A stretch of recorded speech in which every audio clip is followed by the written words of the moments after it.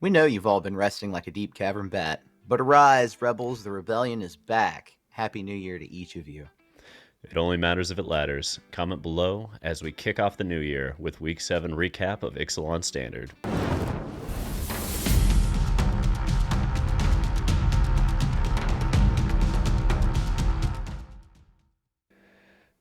Alrighty, and we're back. Welcome to 2024's State of the Meta Season 2. Your guide as we all prepare to compete in the Standard Regional Championship qualifiers this winter. Kicking things off, we see the usual suspects hogging the limelight in Tier 1 land with the notable addition of Golgari Aggro, always a fan favorite. Oh yeah, and in Tier 2 land, Bant Toxic is back to its tricks. Orzhov Control reappears from the wild once more, but the hot new contender is Rakdos Aggro, and we can't wait to talk about this archetype. Finally, down in the new brews section, we'll cover the hot new Esper mentor list, along with some intriguing experiments in the form of Gruul artifacts and Boros humans. Last but not least, we'll talk about Cave Control, an archetype that stands to gain a great deal as new sets add to it. Without further ado, though, let's jump into the Tier 1 archetypes and talk about Golgari Aggro. Alright, so shout out to 420 Dragon for taking down a 74-player MTGO challenge this past weekend with Golgari Aggro. I think we've all been waiting to see if the rock could return, and I love where this build is positioned. So first, let's look at how we can fully implement Deep Cavern Bat without Rafine to help it along.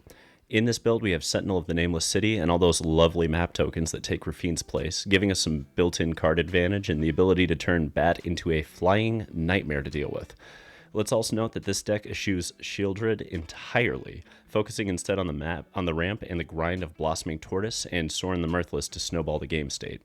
Now, this kind of addresses the fundamental weakness of Shieldred in a Bat format.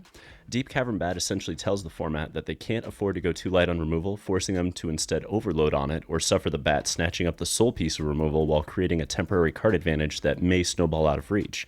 The meta then adjusts, coalescing under the proper assumption that one must play a large amount of removal to address this issue, and making any creature that doesn't secure an advantage on impact far less likely to survive.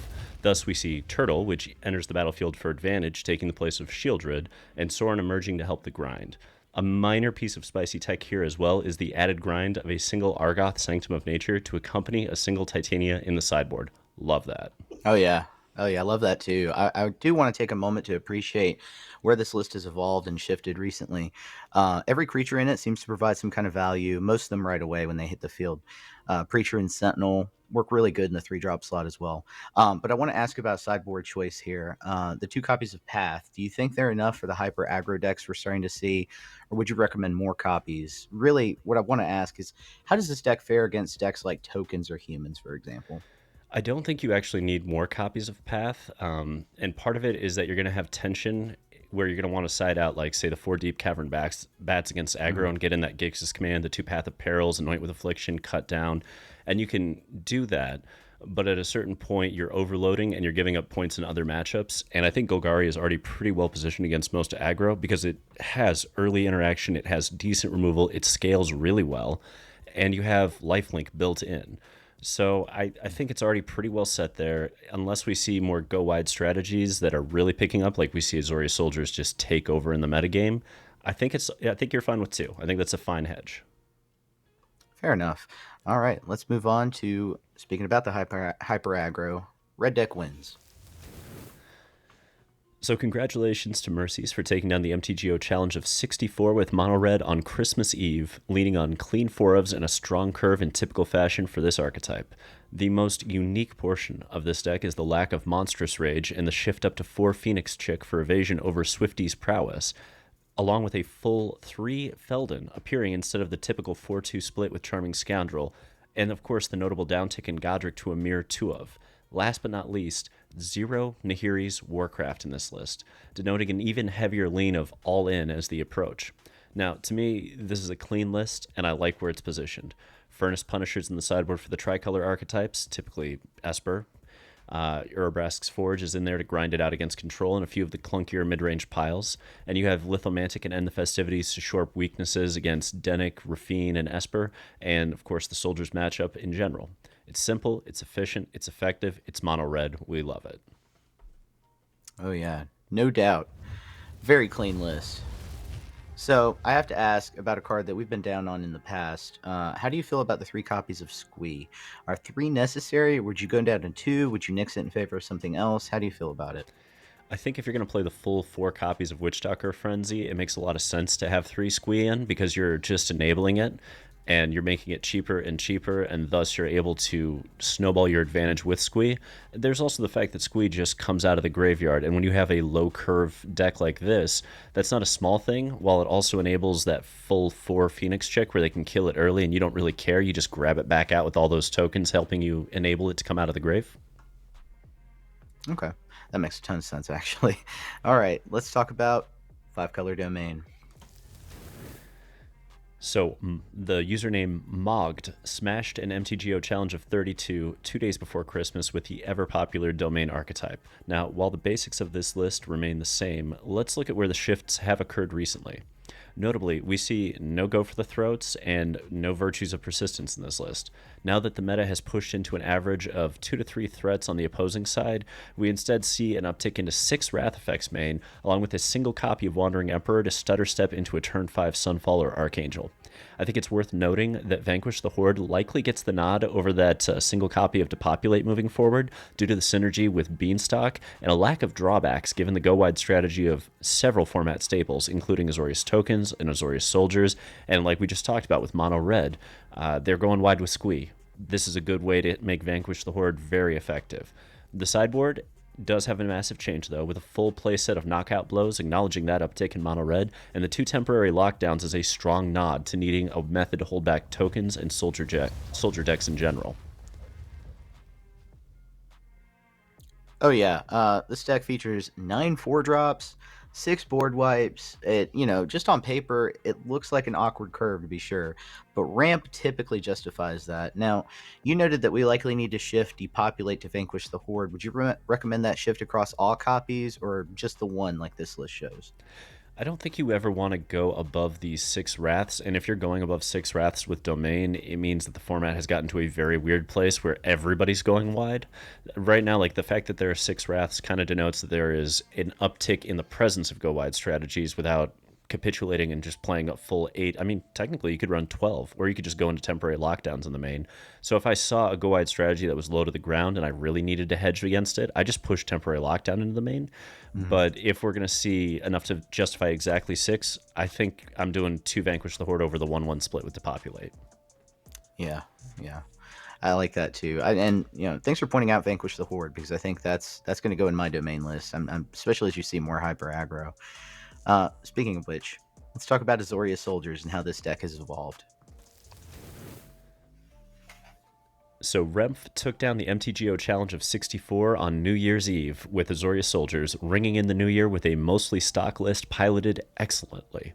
As we can see here, the archetype has shifted down to only 4 Make Disappear in the main, eschewing Protect the Negotiators entirely, as Domain takes up a lesser percentage these days. The wedding announcements in the main are also a hard hedge for the inevitable mid-range wars this deck is going to get into. And the 3-1 split of Werefox to Tishana tell the tale of how strong the Tidebinder is these days. Now, honestly, at this point, I almost feel like we should start a challenge for best Tidebinder moment in Standard because we have all seen the impact of this card at various junctures in playtesting. Regardless, Azorius Soldiers is here to stay in 2024, so make sure you update your list and get the reps in for the standard RCQ season, because this one will be out in numbers. Oh yeah. I know the folks at home probably have some Tidebinder stories themselves. Leave those in the comments, by the way, if you have them. But let's talk about that for a second. What are some of the most valuable targets that you've seen Tidebinders hit recently? Honestly, my favorite that I heard of was an Aklazot's trigger where they hit him with a Go for the Throat, and this was Esper that was playing Tidebinder. This wasn't Soldiers, but they go for the Throat with 5 mana up into Tidebinder to make sure that Aklazot's trigger that puts it into a land mode does not happen. And to me, that was a real spicy interaction. That is very spicy. That's a nice little spicy nugget right there. Right? Oh man, yeah. I mean, you typically see like Shelly, Wandering Emperor is a really good target. Things like I've had somebody do it to my Topiary Stomper so that I couldn't ramp. So that's a lot of application there. Let's talk about the next deck, the one that everybody expects, Esper mid range. So, while Esper didn't take home any trophies, it has amassed at least one top 8 slot in each of the past 4 MTGO challenges and continues to dominate the metagame at a high percentage. So, we are featuring David 1987's list here as it lost in the New Year's Eve final to the prior Azorius Soldiers deck by Remph. Now, personally, I love where this deck is positioned, eschewing wedding announcements and wandering emperors to maximize the faster, less resilient engines in Preacher of the Schism and Gix Yawgmoth Praetor. This build in particular makes sense to include Shieldred because you're giving them an overload of targets they have to answer, thus making the Shelly far more likely to dodge the hate. Also note that there are 4 Fairy Mastermind, which also makes sense when you consider that it now has the additional benefit of being kind of just a pseudo removal for opposing Deep Cavern Bats, which allows us a threat in place of additional copies of Cut Down. So when you think you're going to see like 4 Deep Cavern Bats in basically every deck running black, it starts to make more sense to run these Fairy Masterminds because they're like little, what do they call it? Those Vipers from back in the day? Those Death Touch Vipers that you just shoved into play at Flash? Yeah, It feels yeah. exactly like that when you're going up against Bats. And in the bright side, if they're going to go into Rafine, they're going to go into, methods of drawing, it also hedges against that. So it's a double hedge. I love that. That is very clever. I do note the one copy of Aclazot's in the sideboard. It's in the sideboard. What matchup is this for? And my real question: why not have it in the main? Since I assume similar logic to why you have Shelly in the deck. I like Aclazotz when I'm playing against Golgari. I like it when I'm playing the Mirror. It's kind of your go bigger, much in the same way that once upon a time, before people figured out how good Invoke Despair was, you would see Rakdos mid-range mirrors in Pioneer and Explorer get decided by 1 to 2 copies of Invoke Despair as we're going just a little bit bigger, like a little higher on the curve for a much stronger effect that would normally be too slow and clunky given what we're trying to do, but we know the game state's going to slow down. We know it's going to get grindy. So this is where Aclazotz starts to really pay dividends typically. Makes sense. You don't want to go big if you don't have to. Stay light, Right. especially considering the meta. All right. Well, that does it for tier 1. Let's jump down into tier 2, and I will kick things off by talking about Bant Toxic. So it's actually been a while since Toxic made a run into this tier list. I can't remember how long it's actually been, but with 3 straight top 8s in MTGO challenges, it made the cut. We had to include it. Featured here is the latest iteration, as piloted by Game Night on New Year's Eve. As we can see here, the green splash is exclusively for Venerated Rot Priests and otherwise Azorius Toxic list. What I like about this build, though, is that it has a ton of bounce spells to it, either to protect your creatures or push tempo for them. The 4 main deck, March the Swirling Mist, will frustrate opponents looking to wipe the board or get rid of your stuff. And while the creatures in this deck are not going to be going man to man, toe to toe, so to speak, with the likes of Glissa or Gix or Shelly, like in the other creature-based go bigger decks like Golgari or Domain, there are enough proliferate spells and ways of going wide with the mites to outrun such decks. This build also clearly recognizes how rough the mono red matchup is and dedicates 6 sideboard slots to rectifying that problem with Annex Sentry, Knockout Blow, some really good pieces in there. So, Max, when I look at Bant Toxic, it feels like it's a deck that's designed to just beat the hell out of Domain. Is it Domain's Nightmare matchup? Can it still play through Esper? And is Tishana's Tidebinder a problem for this deck? So, to answer the first question about Domain, I believe it is a problem for Domain, but only on the play, and especially in Game 1. Game 1 on the play, this deck has a real chance of going underneath. However, I think turn 3, Domain begins to play Leyline Binding in most cases. Turn 4, it starts playing board wipes. Unfortunately, it has to hold up mana, in those situations, and it's forced to be more of a tempo aggressive deck after boarding and on the draw. So I don't know. I think it loses that matchup the majority of the time. Right Now, on. concerning Esper, I believe it can, solely for the fact that Esper is forced to play single target or removal a lot of the time. And with this deck comes out on top in those situations. It can deflect, counter, or just straight up eat your removal spells in some cases. Esper here doing that is on the back foot, having to stop and then stabilize against that strategy. So that's my take on that matchup. As far as Tishana's Tidebinder, definitely a problem for this deck. The deck relies on its creatures' abilities, otherwise they're just low stat chump blockers. If the Pilot of Toxic, however, plays a good, decent tempo game plan, I think you can anticipate Tidebinder and play through it. Makes sense. I'll tell you what, let's move on over and talk about Rakdos Aggro. All right. While Rakdos Control is still hovering around the fringes, newcomer Rakdos Aggro has surged in popularity, featuring a tempo-heavy build that curves out at 4. AFX made it into the top 8 of the latest MTGO Challenge of 32 with this build, proving that it has the chops of battle with the Big Five, though perhaps it needs a bit more tuning before taking down a trophy or two. As for which direction to tune it in, I would urge viewers to harness the strength of what's already there, namely low cost evasive creatures and Gix. Card advantage with a perfect curve out like Dream Thief, perhaps Stalactite Stalker or Phoenix Chick, into Bat or Inti, then into Gix can draw you 2 cards on turn 3. That's more removal, bigger threats, needed land drops, you name it. Tuning in this direction is an acknowledgement that the deck should curve out at 4 and aim for being lower to the ground. Appraiser may be the top of the deck, giving up Archfiend would help you make those changes. Now, that's one possible direction, but of course, you could just go bigger instead.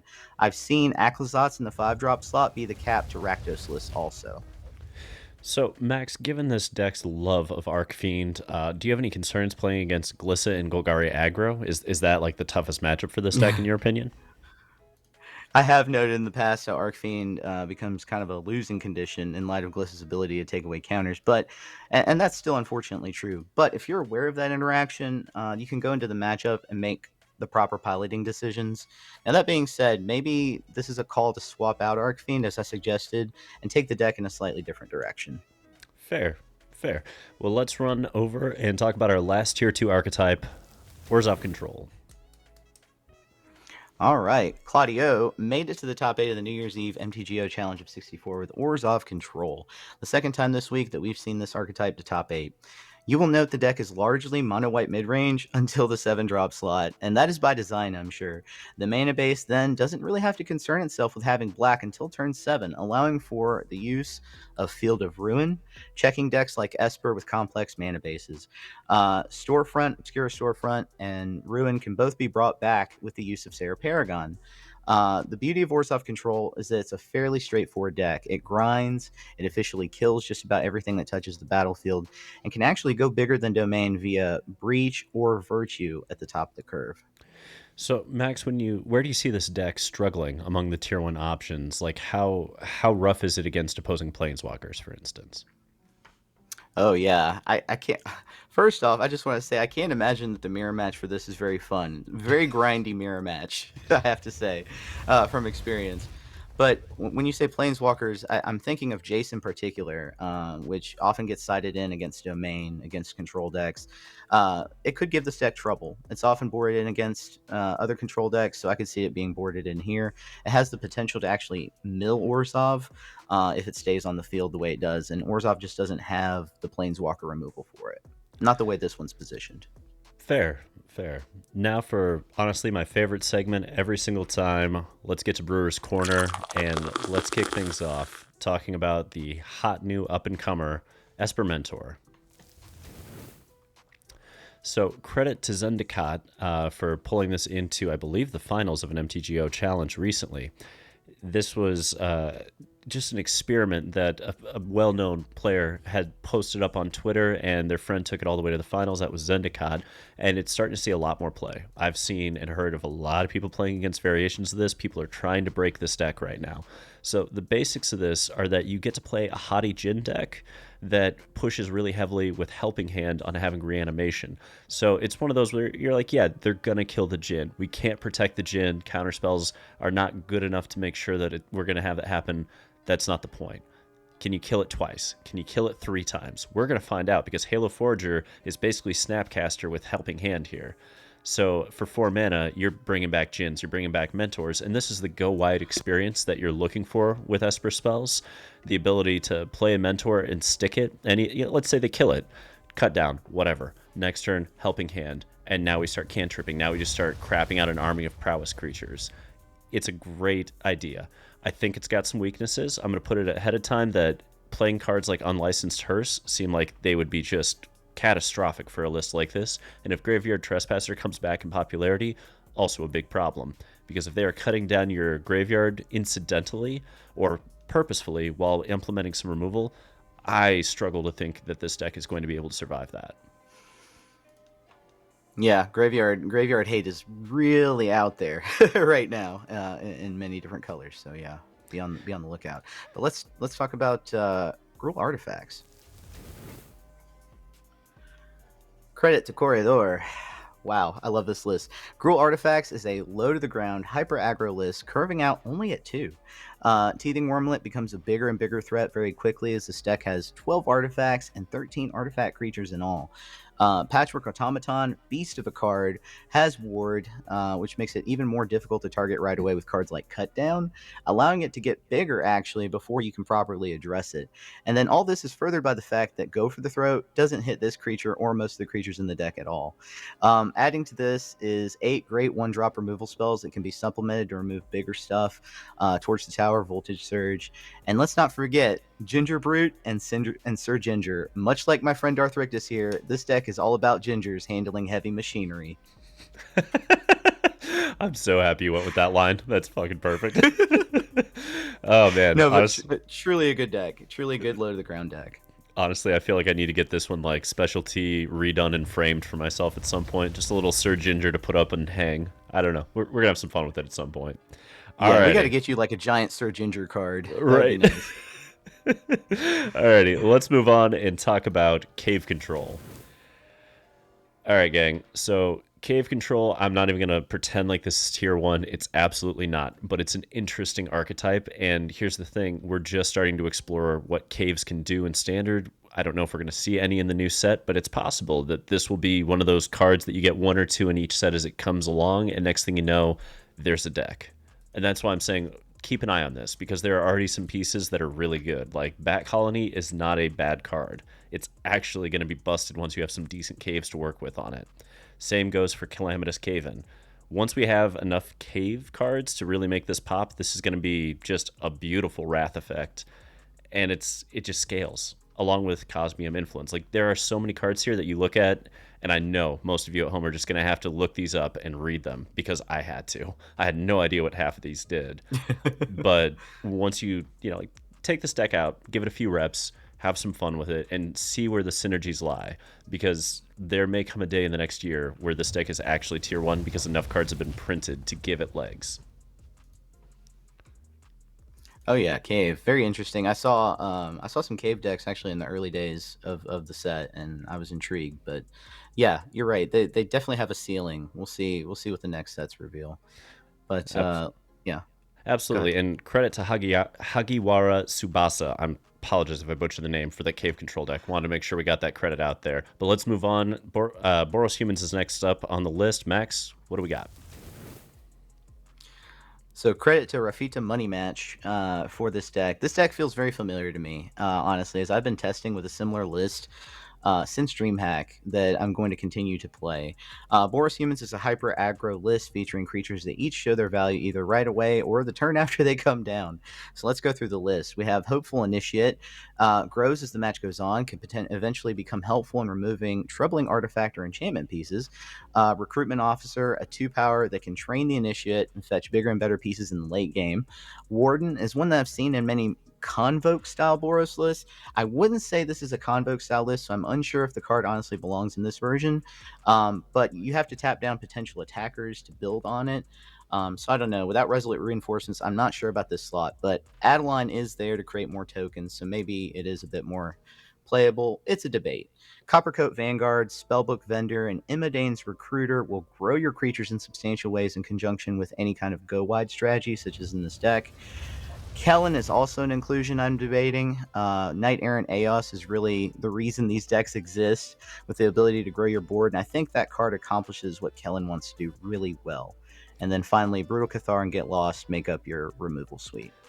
Honestly, Max, I'm very excited to see where this deck is on February 9th, I believe, is when we get the next set in, because we get the new Thraben Inspector, which makes Warden much more intriguing when we actually have the ability to, turn 2 Warden activate. Because, I mean, you saw me. I played Boros Convoke over at the RC. Yeah. And Warden was the most surprising card. I thought that card was going to be straight up garbage, and it was amazing all day long. So I think if you have enough enablers, it's great, but I agree with you right now. It feels like there's a lack thereof, and that's a problem. Yeah, there's just other things I'd slot in right now, but yeah, I'm also awaiting the Thraben Inspector and seeing how the deck transitions.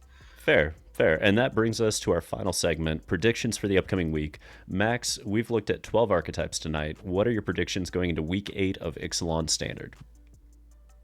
So between Esper, Golgari, Dimir, Boros, and even Sultai, there are plenty of ways to fashion aggressive creature piles lately, and it seems we're suffering actually from a wealth of options, as it doesn't feel any of these decks or archetypes are solved just yet.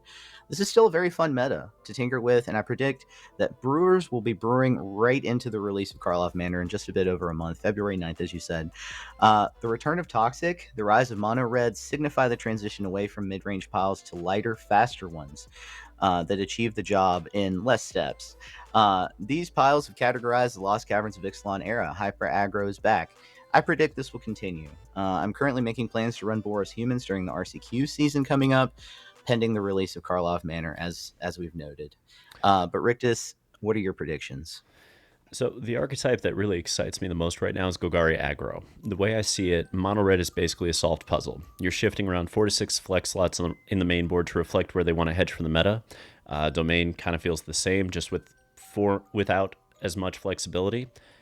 Same with Azorius Soldiers. Golgari, though, there are so many ways to build this deck, and the shifts mean a great deal for how each matchup is positioned. You aren't just shifting margin points, you're shifting wins and losses. The same can be said of Esper midrange as well. So honestly, these two are my picks to go the distance and rack up the most trophies as we enter the standard RCQ season.